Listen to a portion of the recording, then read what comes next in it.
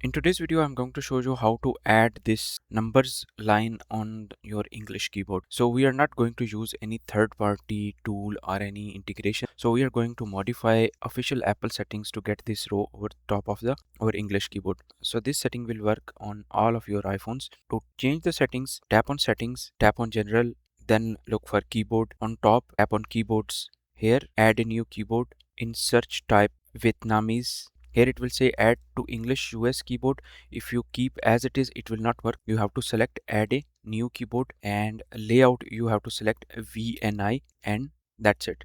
Now if I go back to my WhatsApp to chat with someone, I can see that the number row is appearing on the top of my keyboard. The alternative way to go to the setting is tap on this language icon and here select the keyboard settings. It will take you to the same settings which I showed you just now. So this keyboard is similar to your English keyboard. You can type in English straight away. Also, if you tap on this number, you can get the all symbols, and everything is same as your English keyboard. So this is an official iPhone setting which can help you out to get a numbers row at the top of your keyboard. That's it for today. I will see you in the next one.